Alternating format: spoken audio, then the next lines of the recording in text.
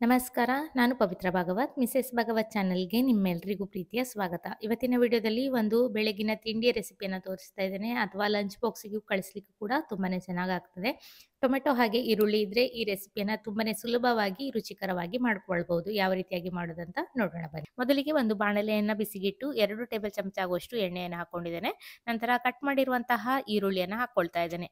ಈರುಳ್ಳಿಯನ್ನ ಸಾಧ್ಯವಾದಷ್ಟು ಚಿಕ್ಕದಾಗಿ ಕಟ್ ಮಾಡಿ ಹಾಕೊಂಡ್ರೆ ಈ ರೆಸಿಪಿ ತುಂಬಾನೇ ಚೆನ್ನಾಗಿ ಬರ್ತದೆ. ಈಗ ಕಟ್ ಮಾಡಿರುವಂತಹ 2 ಟೊಮೆಟೊವನ್ನು ಹಾಕೊಳ್ತಾ ಇದ್ದೇನೆ. ಟೊಮೆಟೊ ಚೆನ್ನಾಗಿ ಹಣ್ಣಾಗಿದ್ದಾಗ ಚೆನ್ನಾಗಾಗ್ತದೆ. ಇದು ಚೆನ್ನಾಗಿ ಕರಗಬೇಕು ಟೊಮೆಟೊ. ಹಾಗಾಗಿ ಅಕಸ್ಮಾತ್ ನಿಮಗೆ ಅದನ್ನ ಫ್ರೈ ಮಾಡಲಿಕ್ಕೆ ಹೆಚ್ಚು ಟೈಮ್ ಇಲ್ಲ ಅಂತ ಇದ್ರೆ ಚೆನ್ನಾಗಿ ಅದನ್ನ ಪ್ಯೂರಿಯನ್ನ ಮಾಡಿಕೊಂಡು ಹಾಕೊಂಡ್ರು ಆಗ್ತದೆ.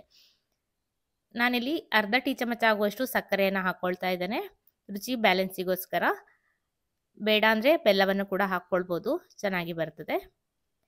ಟೊಮೆಟೊ ಎಲ್ಲ ಸ್ವಲ್ಪ ಮೆತ್ತಗಾಗುವ ತನಕ ಚೆನ್ನಾಗಿ ಹುರ್ಕೊಂಡಿದ್ದೇನೆ. ಈಗ ಇದಕ್ಕೆ ಸ್ವಲ್ಪ ಅರಿಶಿಣವನ್ನು ಹಾಕೊಂಡಿದ್ದೇನೆ. ನಂತರ 1 ಟೀ ಚಮಚ ಆಗುವಷ್ಟು ಕಿಚನ್ ಕಿಂಗ್ ಮಸಾಲವನ್ನು ಹಾಕೊಳ್ತಾ ಇದ್ದೇನೆ, ಅಥವಾ ಗರಂ ಮಸಾಲೆಯನ್ನು ಬೇಕಾದರೂ ಕೂಡ ಹಾಕ್ಕೊಳ್ಬೋದು.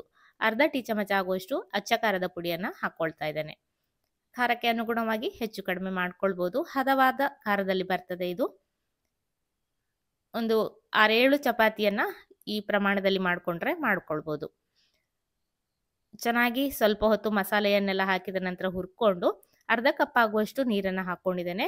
ನೀರನ್ನು ಹಾಕಿ ಚೆನ್ನಾಗಿ ಕುದಿಸ್ಕೊಳ್ತೇನೆ. ಮತ್ತೆ ಸ್ವಲ್ಪ ಟೊಮೆಟೊ ಎಲ್ಲ ಮೆತ್ತಗಾಗಬೇಕು. ಕುದಿ ಬರ್ತಾ ಇದೆ. ಈಗ ರುಚಿಗೆ ಬೇಕಾಗುವಷ್ಟು ಉಪ್ಪನ್ನು ಹಾಕ್ಕೊಳ್ತಾ ಇದ್ದೇನೆ. ಚೆನ್ನಾಗಿ ಮಿಕ್ಸ್ ಮಾಡಿ ಮತ್ತೆ ಒಂದು ಸ್ವಲ್ಪ ಹೊತ್ತು ಟೊಮೆಟೊ ಎಲ್ಲ ಮೆತ್ತಗಾಗಲಿಕ್ಕೆ ಬಿಡ್ತೇನೆ. ಹೀಗೆ ಮಾಡಿಕೊಂಡ್ರೆ ಟೊಮೆಟೊ ಗೊಜ್ಜು ಕೂಡ ಆಗ್ತದೆ. ಇದನ್ನು ಎತ್ತಿಟ್ಕೊಂಡ್ರೆ ಜಾಸ್ತಿ ಮಾಡಿಕೊಂಡ್ರೆ ಬೇರೆ ಯಾವುದಾದ್ರೂ ರೆಸಿಪಿಗೆ ಬೇಕಾದರೆ ಬಳಸ್ಕೊಳ್ಬೋದು. ಹಾಗೆ ಈ ರೆಸಿಪಿನೂ ಕೂಡ ಈ ವಿಧಾನದಲ್ಲಿ ಮಾಡಿದರೆ ತುಂಬಾನೇ ಚೆನ್ನಾಗಿ ಬರ್ತದೆ. ಸ್ವಲ್ಪ ಕೊತ್ತಂಬರಿ ಸೊಪ್ಪನ್ನು ಹಾಕೊಂಡು ಚೆನ್ನಾಗಿ ಮಿಕ್ಸ್ ಮಾಡಿಕೊಂಡು 1 ಕಪ್ ಆಗುವಷ್ಟು ಗೋಧಿ ಹಿಟ್ಟನ್ನು ಹಾಕ್ಕೊಂಡಿದ್ದೇನೆ. ಗೋಧಿ ಹಿಟ್ಟನ್ನು ಹಾಕಿದ ನಂತರ ಉರಿಯನ್ನು ಆಫ್ ಮಾಡ್ಕೊಂಡಿದ್ದೇನೆ. ಚೆನ್ನಾಗಿ ಮಿಕ್ಸ್ ಮಾಡಿಕೊಂಡು ಸ್ವಲ್ಪ ತಣ್ಣಗಾಗಲಿಕ್ಕೆ ಬಿಡ್ತೇನೆ. ಕೈಗೆ ಮುಟ್ಲಿಕ್ಕೆ ಆಗ್ತದೆ ಅನ್ನುವಷ್ಟು ತಣ್ಣಗಾದ ನಂತರ ಮತ್ತೆ ಸ್ವಲ್ಪ ನೀರನ್ನು ಚಿಮುಕಿಸ್ಕೊಂಡು ಚೆನ್ನಾಗಿ ಇದನ್ನು ಕಲಿಸ್ಕೊಳ್ತೇನೆ. ಚಪಾತಿ ಹಿಟ್ಟನ್ನೆಲ್ಲ ಕಲಸಿದ ಹಾಗೆ ಇದನ್ನು ಕಲಿಸ್ಕೊಳ್ಳೋದು. ಎಲ್ಲವೂ ಕೂಡ ಇದಕ್ಕೆ ಹಾಕಿ ಮಾಡ್ತಾ ಇರೋದ್ರಿಂದ ತುಂಬಾನೇ ರುಚಿಕರವಾಗಿರ್ತದೆ. ಸಪ್ರೇಟ್ ಆಗಿ ಪ್ಯಾಕ್ ಮಾಡುವ ಅವಶ್ಯಕತೆ ಇರೋದಿಲ್ಲ. ಮಕ್ಕಳಿಗೆಲ್ಲ ನಿಮಗೆ ಲಂಚ್ ಬಾಕ್ಸಿಗೆ ಕಳಿಸ್ಬೇಕು ಅಂದರೆ ಈ ರೀತಿಯಾಗಿ ಮಾಡಿಕೊಡ್ಬೋದು. ಈ ಗ್ರೇವಿ ಎಲ್ಲ ಮಾಡಿ ಹಾಕಿದಾಗ ಅದು ಚೆಲ್ಲಿ ಹೋಗುವ ಸಾಧ್ಯತೆ ಎಲ್ಲ ಇರ್ತದಲ್ಲ, ಈ ರೀತಿ ಮಾಡಿಕೊಟ್ರೆ ಹಾಗೆ ಕೂಡ ತಿನ್ಬೋದು ಅವರು. ಏನು ಚೆಲ್ಲಿ ಹೋಗ್ತದೆ ಅನ್ನುವ ಭಯ ಕೂಡ ಇರೋದಿಲ್ಲ. ತುಂಬಾನೇ ರುಚಿಕರವಾಗಿರ್ತದೆ. ಟೊಮೆಟೊ ಎಲ್ಲ ಹಾಕಿರೋದ್ರಿಂದ ಮಕ್ಕಳಿಗೆ ತುಂಬ ಇಷ್ಟ ಆಗ್ತದೆ. ಅದರ ಪರಿಮಳ ಎಲ್ಲ, ಮಸಾಲೆ ಎಲ್ಲ ಬಿದ್ದಿರೋದ್ರಿಂದ ತುಂಬ ಇಷ್ಟಪಟ್ಟು ಕೂಡ ತಿಂತಾರೆ. ಇದನ್ನು ತಕ್ಷಣಕ್ಕೆ ಕೂಡ ಮಾಡ್ಕೊಳ್ಬೋದು, ಅಥವಾ ಸ್ವಲ್ಪ ಟೈಮ್ ಇದೆ ಅಂದರೆ ನೆನೆಲಿಕ್ಕೂ ಕೂಡ ಬಿಡ್ಬೋದು. ನಾನು ಹಾಗೆ ಮಾಡ್ಕೊಳ್ತಾ ಇದ್ದೇನೆ. ಹಿಟ್ಟನ್ನು ಕಲಸಿದ ತಕ್ಷಣ ಚಪಾತಿಯನ್ನು ಲಟ್ಸ್ಕೊಳ್ತಾ ಇದ್ದೇನೆ.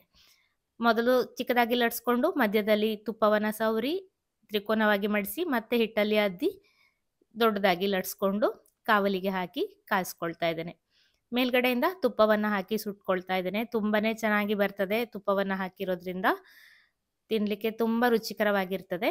ಖಂಡಿತ ನೀವು ಟ್ರೈ ಮಾಡಿ ನೋಡಿ.